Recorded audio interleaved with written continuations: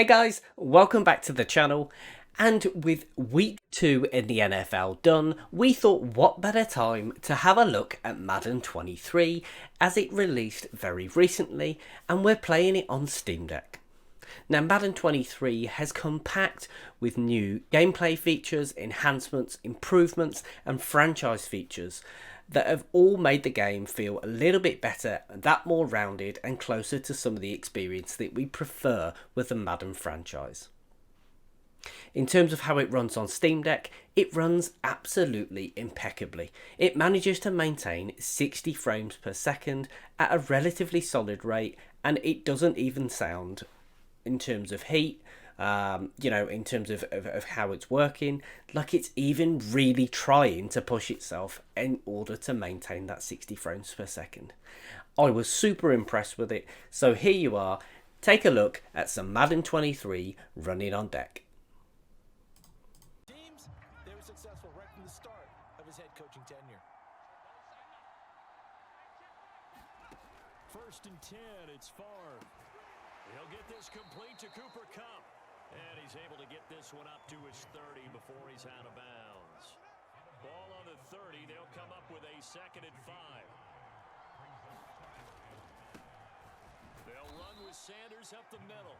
And he'll be upended at the 33 following a gain of 3. And guess what? It brings up 3rd down.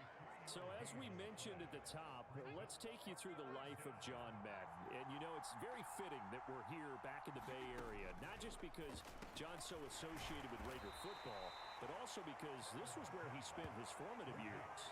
Yeah, he grew up over Daly City with his buddy John Robinson, who would also become an NFL head coach. And he played his high school ball at Jefferson High, eventually wound up playing tackle at the University of Oregon, and later Cal Poly San Luis Obispo. Played well enough that in 1958, he was a 21st round draft pick of the Philadelphia Eagles. That's right, the draft had 30 rounds then. And Charles, you mentioned Coach was a 21st round draft pick back in 1958. It was the Philadelphia Eagles who selected him.